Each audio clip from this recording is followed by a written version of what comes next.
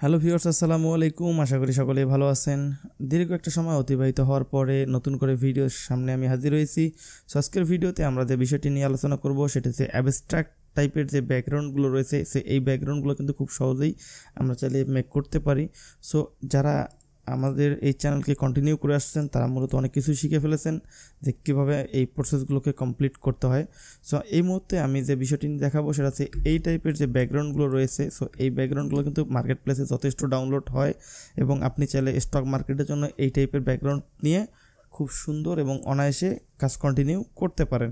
So আজকের এই ভিডিওতে আমরা যে বিষয়টি নিয়ে আলোচনা করব, এই টাইপের ব্যাকগ্রাউন্ডগুলো আপনি চাইলে এক ক্লিকেই মেক করতে পারেন এবং পুরো প্রসেস একদম ইজিলি করে দেখাবো এবং আপনারা চাইলে খুব সহজেই এই ক্যাটাগরিতে কাজ করতে পারেন। অনেকে হয়তো ভাবে যে এই পিকজেল বা এই টাইপের ম্যাচ করানো এটা অনেক ডিফিকাল্ট একটা ব্যাপার বা এটা ম্যানুয়ালি করতে গেলে অনেক কষ্টের একটা ব্যাপার রয়েছে, এটা হয়তো কতক্ষণে করব। সো এই টাইপের যে চিন্তাধারাগুলো রয়েছে আপনি চাইলে খুব সহজেই আমাদের এই ভিডিও কন্টিনিউ করে এই টাইপের মকআপগুলো কিন্তু বা এই টাইপের যে ব্যাকগ্রাউন্ডগুলো রয়েছে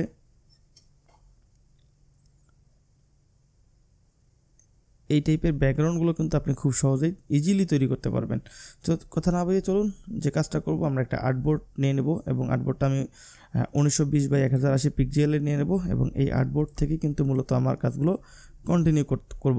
সো এখানে যে বিষয়টি লক্ষ্য করার মতো রয়েছে, এখানে কিন্তু আমি যে কাজটা করছি এটাতে 3টা কালার ইউজ করছি এবং এগুলোতে কিন্তু 2টি কালার করে ইউজ করা আছে। সো আপনি চাইলে এটা জাস্ট একটা গ্রেডিয়েন্ট থেকে কিন্তু আমরা এই ধরনের একটা ব্যাকগ্রাউন্ড তৈরি করতে পারছি। সো আপনি চাইলে যে কাজটা করতে পারেন, আপনি একটা গ্রেডিয়েন্ট তৈরি করবেন এবং গ্রেডিয়েন্ট থেকে আপনি এই টাইপের ব্যাকগ্রাউন্ড তৈরি করে ফেলবেন।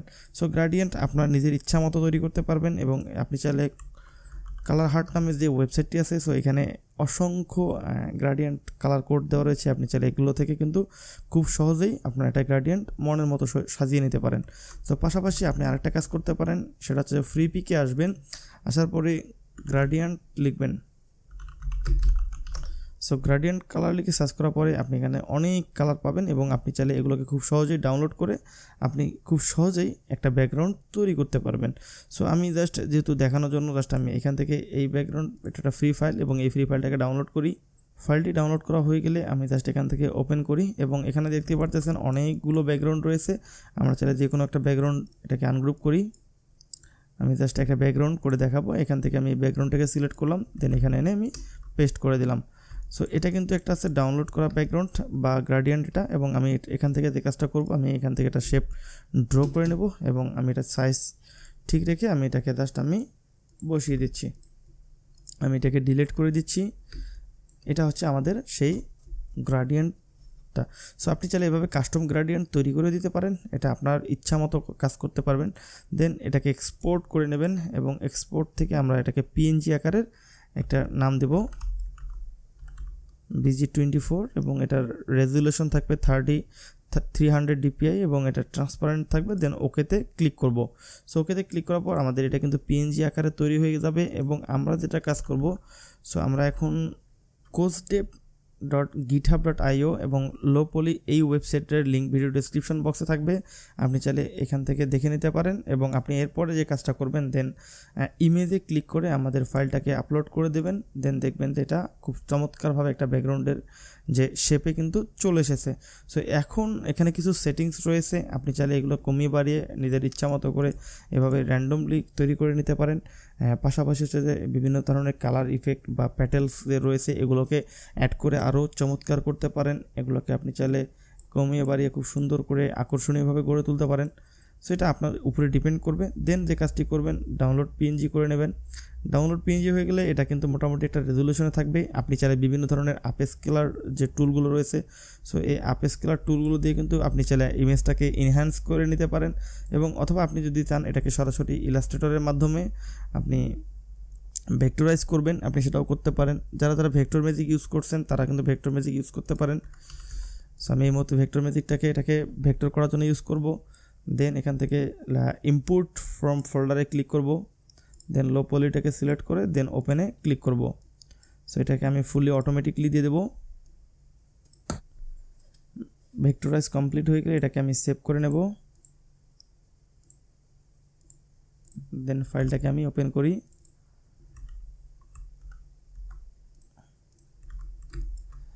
এই হচ্ছে ভেক্টর ফাইলটি।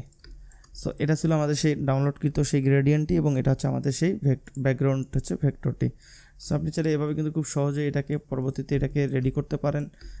রেডি করে বিভিন্ন ওয়েতে আপনি চাইলে এটাকে কাস্টমাইজ করে আপনি চাইলে বিভিন্ন গ্রেডিয়েন্ট ডাউনলোড করে এটাকে আপনি ইউজ করতে পারেন। সো এই টাইপের ব্যাকগ্রাউন্ডগুলো কিন্তু যথেষ্ট মার্কেটের চাহিদা রয়েছে।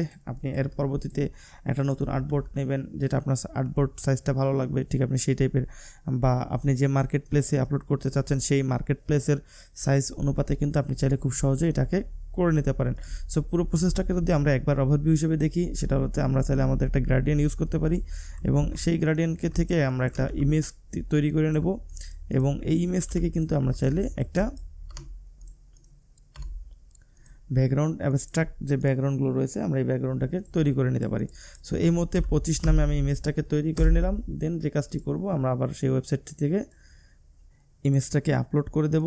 আপলোড করে দিলেই কিন্তু আমাদের ব্যাকগ্রাউন্ডটি কিন্তু সুন্দর মতো তৈরি হয়ে যাবে। সো এগুলো আপনি কমাই বাড়িয়ে কিন্তু আপনি চাইলে মন মতো কাস্টমাইজ করে নিতে পারেন। সো যে যত ভালো গ্রেডিয়েন্ট তৈরি করতে পারবে, সেটা চাইলে সেই পরিমাণ অ্যাবস্ট্রাক্ট ব্যাকগ্রাউন্ড বেশি পরিমাণে তৈরি করতে পারবে।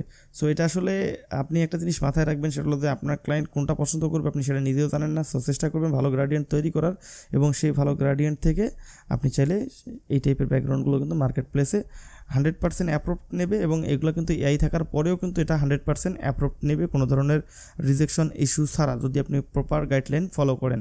সো আশা করি ভিডিওটি আপনাদের কাজে লেগেছে। আপনি চাইলে এই টাইপের ব্যাকগ্রাউন্ড নিয়ে খুব সহজেই কাজ কন্টিনিউ করতে পারেন। সো এই ভিডিওতে যদি কোনো কমেন্ট থাকে অবশ্যই কমেন্ট করবেন, এবং আপনাদের নতুন কোনো জানার ইচ্ছা থাকলে তা অবশ্যই কমেন্ট বক্সে আমাদেরকে জানিয়ে দিতে ভুলবেন না।